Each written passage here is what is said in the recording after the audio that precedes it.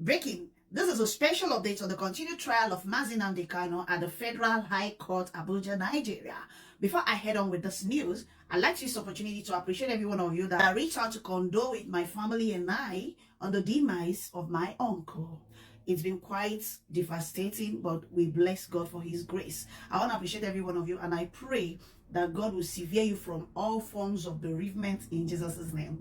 Amen. Now to the news. Today's proceedings commence with the prosecution team calling in the third witness of DSS and federal government, or DSS official with 27 years of service, who was nicknamed CCC. Don't forget that we had AAA, BBB, and now CCC.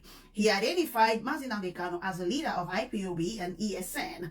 He said that Nnamdi Kanu used his broadcast on Radio Biafra London to unalive people and cause violence as alleged. He admitted meeting Nnamdi Kanu for the first time in October 2015. Prosecuting counsel Adeboyega Awomolo, senior advocate of Nigeria, brought out two compact discs which the witness identified as a recording of the interviews, and same was admitted as evidence. Awomolo Sam also produced 3 copies of statements which the witness identified as made by Nnamdi Kanu. Initially, counsel to Nnamdi Kanu did not object to the statement being admitted in court, but he later told the court that Nnamdi Kanu just confirmed that he gave those statements under duress. Justice Omotosho asked Chief Kanu Agabisan to point out the elements of involuntariness in each of the statements. The IPOB Leaders Council told the court that he confirmed that he was being detained in solitary confinement inside the dungeon, and the DSS officer who took the statement threatened that if he did not write what he was told, he would not be brought out of the dungeon. He wrote certain things about the then president of Nigeria, Goodluck Ebele Jonathan, and the then Imo State governor, Rochas Okorocha. Prosecuting counsel told the court that the indication of duress are false and cannot be substantiated.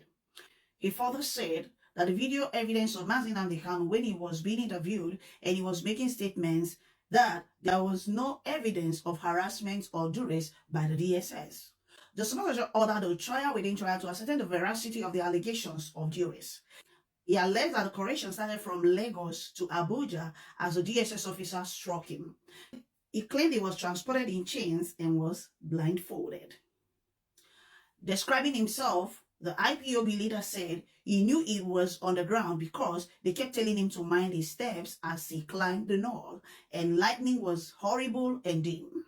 He also claimed that Mr. Brown, the person who investigated him, had threatened that he would be in the dungeon, not granted the 1 hour fresh air they usually grant him, just the same way he denied him the bid granted by one Justice Ademola. He also said that the DSS official kept shouting him down and dictating to him what to write. During cross-examination by the prosecution, Nnamdi Kanu maintained that his detention in DSS in 2015 was without a court order. His interview was taken in the absence of his lawyer and the atmosphere was unconducive. Justice Omotosho asked the prosecution and the defense team to adopt their written address in the trial within trial, as they should file same before 9 a.m. tomorrow. The presiding judge, Justice James Omotosho, adjourned the hearing to 29th of May 2025 for ruling. As alleged, Nigeria is a country of extreme lawlessness. How do I mean? How do you arrest somebody without a court order? Then you take his statement in the absence of his lawyer. Where do you do that all around the world? I don't even know. Now you're taking someone's statement in the absence of his lawyer, compelling him to write what you want him to write. Like, you don't want him to write his truth. You want him to write what you really wanted him to write. Where do you do that all around the world? I don't understand this. I don't care how many witnesses that the DSS are going to produce. You and I know that there's no case against Nnamdi Kanu. I'm excited anyways. Justice Omotosho has proposed that 29th of May, being tomorrow, will be the day for ruling.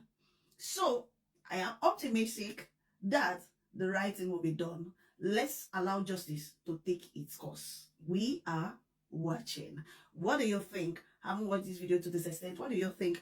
Please go ahead and share your thoughts respectfully in the comments. Don't forget to smash the like button. Favorite this video, repost it, and share it with all your contacts. This is where I'm going to peg it today until I come your way some other time. See you at the top because the ground is way too crowded.